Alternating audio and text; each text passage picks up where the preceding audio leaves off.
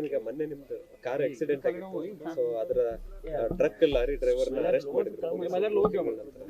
So hit and run case ನೋಡೋಣ, ತನಿಖೆ ಆಗ್ತಾ ಇದೆ.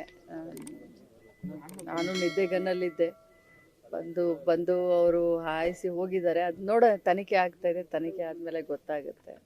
ಆಕ್ಸಿಡೆಂಟ್ ಅಂದರೆ ಆಕ್ಸಿಡೆಂಟ್ ಅಷ್ಟೇ. ಪೊಲೀಸರು ಕೂಡ ಸಾಕಷ್ಟು ಶ್ರಮ ವಹಿಸಿದ್ರು ಮೇಡಮ್. ಖಂಡಿತವಾಗ್ಲೂ ನಾನು ಅಭಿನಂದನೆ ಸಲ್ಲಿಸ್ತೀನಿ. ಆಲ್ವೇಸ್ ಅದರಲ್ಲೂ ನಮ್ಮ ಬೆಳಗಾವಿ ಪೊಲೀಸರಿಗೆ ಅಭಿನಂದನೆ ಸಲ್ಲಿಸ್ತೀನಿ. ನಮ್ಮ SP ಅವರಾಗಲಿ, ಎಲ್ಲ ಪೊಲೀಸ್ ತಂಡ ಇಷ್ಟೊಂದು ತ್ವರಿತಗತಿಯಲ್ಲಿ 3 ತಿಂಗಳದ ಒಳಗಡೆ ನನಗೆ ಅನಿಸಿರಲಿಲ್ಲ ಅವ್ರು ಹಿಡಿತಾರೆ ಅಂತ. ಯಾಕೆ ಹಿಟ್ ಆ್ಯಂಡ್ ರನ್ ಕೇಸು ಬಹಳಷ್ಟು ಆಗ್ತವೆ ಹೋಗ್ತವೆ. ಭಾಳಷ್ಟು ಹರಸಾಹಸ ಪಟ್ಟಿದ್ದಾರೆ. ಬಾಗೇವಾಡಿ ಟೋಲ್ ನಾಕಾದಲ್ಲಿ ಸುಮಾರು 50-60 ಗಾಡಿಗಳು, ಟ್ರಕ್ಕು, ಅದರಲ್ಲೂ ಕಲ್ಲರು, ಅದನ್ನು FSLಗೆ ಕಳಿಸಿ ತ್ವರಿತಗತಿಯಲ್ಲಿ ಅದನ್ನು ರಿಪೋರ್ಟ್ ತರಿಸ್ಕೊಂಡು ನಾನು ಅವರಿಗೆ ಧನ್ಯವಾದವನ್ನು ಕೂಡ ತಿಳಿಸ್ತೀನಿ. ಹೌದು, ಮಹಾರಾಷ್ಟ್ರದ ಪುಣೆ ಅವರು ಅಂತ ಗೊತ್ತಾಗಿದೆ. ತಮಗೇನಾದರೂ ಅನುಮಾನಗಳಿದೆ? ನನಗೆ ಯಾವ ಅನುಮಾನಗಳೂ ಇಲ್ಲ. ಮೇಡಮ್, ಈಗ ರಾಜ್ಯದಲ್ಲಿ ಜಾತಿ ಗಣತಿ ವಿಚಾರ ಸಾಕಷ್ಟು ಚರ್ಚೆ ಆಗ್ತಾ ಇದೆ, ಪರ ವಿರೋಧ ಕೂಡ ಇದೆ. ಅದ್ರ ಬಗ್ಗೆ ತಮ್ಮ ಅಭಿಪ್ರಾಯ? ನೋಡಿ, ಮೊನ್ನೆ ಕ್ಯಾಬಿನೆಟ್ನಲ್ಲಿ ಚರ್ಚೆ ಆಗಿದೆ. ಚರ್ಚೆ ಅರ್ಧ ಆಗಿದೆ, ಅಪೂರ್ಣ ಆಗಿದೆ. ಆ ಚರ್ಚೆ ಮುಂದುವರಿಯುತ್ತೆ. ಕ್ಯಾಬಿನೆಟ್ನಲ್ಲಿ ಚರ್ಚೆ ಆದಮೇಲೆ ಇದ್ರ ಬಗ್ಗೆ ರಿಯಾಕ್ಟ್ ಮಾಡ್ತೀವಿ. ಕ್ಯಾಬಿನೆಟ್ನಲ್ಲಿ ಕೂಡ ಸಾಕಷ್ಟು ಪರ ವಿರೋಧ ಕೂಡ ಬಂದು ಯಾರು ವಿರೋಧ ಮಾಡಿಲ್ಲ. ಯಾಕಂದರೆ ಸ್ವಂತ ನಾವೆಲ್ಲ ಕ್ಯಾಬಿನೆಟ್ನಲ್ಲಿದ್ದಾಗ ಚರ್ಚೆ ಆಗಿದೆ. ಖಂಡಿತವಾಗ್ಲೂ ಇದೇನು ಮುಚ್ಚುಮರಿ ಅಂತಲ್ಲ. ರಾಜ್ಯದಲ್ಲಿ ಎಲ್ಲ ಜನರಿಗೆ ಇವತ್ತಿಲ್ಲ ನಾಳೆ ಗೊತ್ತಾಗೇ ಆಗುತ್ತೆ. ಯಾರೂ ಕೂಡ ಇದ್ರ ಬಗ್ಗೆ ವಿರೋಧ ಮಾಡಿಲ್ಲ. ಚರ್ಚೆ ಎಲ್ಲರೂ ಮಾಡಿದ್ದೀವಿ, ಚರ್ಚೆಯಲ್ಲಿ ಎಲ್ಲರೂ ಭಾಗವಹಿಸಿದ್ದೀವಿ. ಚರ್ಚೆ ಅಪೂರ್ಣ ಆಗಿದೆ. ಮುಂದೆ ಮತ್ತೆ ಕ್ಯಾಬಿನೆಟ್ ಮೀಟಿಂಗ್ ಆದಮೇಲೆ ಸಂಪೂರ್ಣವಾದಂಥ ಬೆಳಕು ರಾಜ್ಯದ ಜನರ ಎದುರುಗಡೆ ಬರ್ತದೆ. ಪ್ರಬಲ ಸಮುದಾಯಗಳನ್ನ ಕಡೆಗಣಿಸಿದ್ದಾರೆ, ಅವೈಜ್ಞಾನಿಕವಾಗಿ ಆಗಿದೆ ಅನ್ನುವಂಥದ್ದು ಮಠಾಧೀಶರು ಹೇಳ್ತಾರೆ. ನಾನು ಇದ್ರ ಬಗ್ಗೆ ರಿಯಾಕ್ಟ್ ಮಾಡೋದು, ಇದು ಸಂಪೂರ್ಣವಾಗಿ ಕ್ಯಾಬಿನೆಟ್ನಲ್ಲಿ ಚರ್ಚೆ ಆದಮೇಲೆ ನಾನು ರಿಯಾಕ್ಟ್ ಮಾಡ್ತೇನೆ. ಕ್ಯಾಬಿನೆಟ್ ಚರ್ಚೆಗೆ ಹೋದಾಗ ಶಿವಾನಂದ ಪಾಟೀಲರು, MB ಪಾಟೀಲರು ಕೂಡ ಒಂದಿಷ್ಟು ಇದ್ರ ಬಗ್ಗೆ ವಾದ ವಿವಾದ ಮಾಡಿಕೊಂಡ್ರು.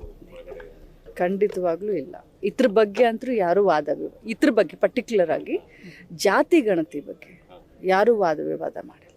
ಮುಸ್ಲಿಂ ಸಮುದಾಯವನ್ನ ಹೆಚ್ಚಿನ ಪ್ರಮಾಣದಲ್ಲಿ ತೋರಿಸಿದ್ದಾರೆ.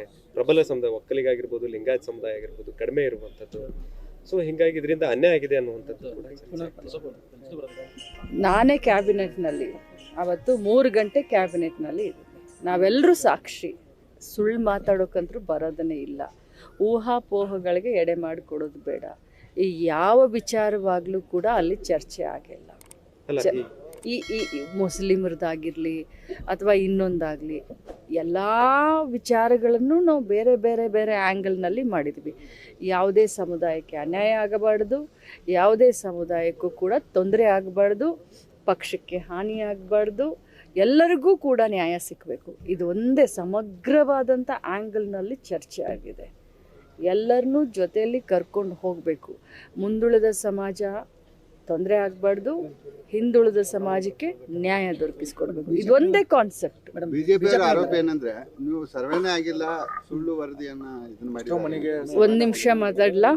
ಖಂಡಿತವಾಗ್ಲೂ ನಾನು ರಾಜ್ಯದ ಜನರ ಎದುರುಗಡೆ ಹೇಳಲಿಕ್ಕೆ ಬಯಸ್ತೇನೆ. ಈ ಆಯೋಗದ ಅಧ್ಯಕ್ಷರನ್ನ, ಆಯೋಗದ ಸದಸ್ಯರನ್ನ, ಹಿಂದುಳಿದ ಆಯೋಗದ ಸ್ಪಷ್ಟವಾಗಿ ಹೇಳಲಿಕ್ಕೆ ಬಯಸ್ತೇನೆ ರಾಜ್ಯದ ಜನರಿಗೆ.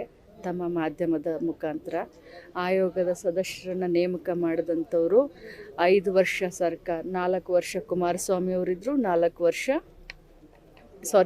1 ವರ್ಷ ಕುಮಾರಸ್ವಾಮಿ ಅವರಿದ್ದರು ಸಮ್ಮಿಶ್ರ ಸರ್ಕಾರದಲ್ಲಿ, 4 ವರ್ಷ ಯಡಿಯೂರಪ್ಪ ಮತ್ತು 2 ವರ್ಷ ಯಡಿಯೂರಪ್ಪ, 2 ವರ್ಷ ಬೊಮ್ಮಾಯಿ ಅವರಿದ್ದರು. ಸೊ ಅವ್ರದ್ದೇ ಸರ್ಕಾರ 4 ವರ್ಷ ಇತ್ತು. ಆಯೋಗದ ಅಧ್ಯಕ್ಷರನ್ನ ಜಯಪ್ರಕಾಶ್ ಹೆಗಡೆ ಅವರನ್ನು ಅಧ್ಯಕ್ಷ ಮಾಡಿರೋದು BJP ಸರ್ಕಾರ. ಸದಸ್ಯರನ್ನ ನೇಮಿಸಿರುವಂಥದ್ದು BJP ಸರ್ಕಾರ. ಯಾರು ಜಾತಿ ಗಣತಿಯನ್ನು ಇದನ್ನು ಮಾಡಿರೋದು, ಅಧ್ಯಯನ ಮಾಡಿರೋದು BJP ಸರ್ಕಾರ. ಈ ಸರ್ಕಾರವನ್ನು ವರದಿಯನ್ನು ಮಂಡಿಸಿದಂಥ ಸಂದರ್ಭದಲ್ಲಿ ಅದನ್ನು ವರದಿಯನ್ನು ತೆಗೆದುಕೊಂಡು ತಿರಸ್ಕಾರ ಮಾಡಬೇಕಾಗಿರುವಂಥದ್ದು ಯಾರಿದ್ರು? ಬೊಮ್ಮಾಯಿಯವರು ಮಾಡ್ಬೋದಾಗಿತ್ತು, ಯಡಿಯೂರಪ್ಪ ಅವರು ಮಾಡ್ಬೋದಾಗಿತ್ತಲ್ಲ. ಅಷ್ಟೊಂದು ಅವ್ರಿಗೆ ಇದ್ದಿದ್ದರೆ ಅವ್ರಿಗೆ ಅದನ್ನು ಏನೂ ಮಾಡಲಿಲ್ಲ. ಈಗ ಬರೀ ಅದು ಅವೈಜ್ಞಾನಿಕ ಒಪ್ಕೊಳ್ಳೋಣ. ಅದು ಏನಾದರೂ ಅದರಲ್ಲಿ ಲೋಪದೋಷ, ನಾನು ಕೂಡ ಮಾತಾಡಿದ್ದೀನಿ, ತಾವು ನನ್ನ ಸ್ಟೇಟ್ಮೆಂಟ್ ಕೂಡ ನೋಡಿದ್ದೀರ. ಸೊ ಅದನ್ನು ಮೊದಲು ಕ್ಯಾಬಿನೆಟ್ನಲ್ಲಿ ನೋಡೋಣ, ಚರ್ಚೆ ಮಾಡೋಣ. ದೊಡ್ಡ ಸಮಾಜಗಳಿಗೆ ತೊಂದರೆ ಆಗಬಾರ್ದು, ಸಣ್ಣ ಸಮಾಜಗಳಿಗೆ ಅನ್ಯಾಯ ಆಗಬಾರ್ದು. ಸಿದ್ದರಾಮಯ್ಯನವರ ಮುಖ್ಯ ಉದ್ದೇಶ. ಪ್ರಮುಖವಾಗಿ ಅಂದ್ರೆ ವೀರಶೈವ ಲಿಂಗಾಯತ ಸಪರೇಟು, ಲಿಂಗಾಯತ ಸಪರೇಟು ಮಾಡಿದ್ದಕ್ಕೆ ವಿರೋಧ ವ್ಯಕ್ತ. ಎರಡು ಸೇರಿಸಿದ್ರೆ ಹೆಚ್ಚಿನ ಸಂಖ್ಯೆ ಕಾಣಿಸ್ತಾ ಇತ್ತು. ಆದ್ರೆ ಇವರು ಡಿವೈಡ್ ಮಾಡಿದ್ದಾರೆ. ಕೆಲವೊಂದಿಷ್ಟು ಕಾಂಗ್ರೆಸ್ ಶಾಸಕರು ವಿರೋಧ ವ್ಯಕ್ತಪಡಿಸ್ತಾ ಇದ್ದಾರೆ. ಚನ್ನಗಿರಿ ಶಾಸಕರಾದಂಥ ಶಿವಮೊಗ್ಗ ಬಸವರಾಜ್ ಅವರು ಸಹ ಅವರೇ ತಮ್ಮ ಕ್ಷೇತ್ರದಲ್ಲಿ ಮರು ಸಮೀಕ್ಷೆ ಮಾಡಕ್ಕೆ ಮುಂದಾಗಿದ್ದಾರೆ. ಸಾದರ ಲಿಂಗಾಯತರು ಎಷ್ಟಿದ್ದಾರೆ ಅಂತ ಹೇಳಿ. ಸೊ ಏನ್ ಹೇಳಕ್ ಬಯಸ್ತೀರಿ?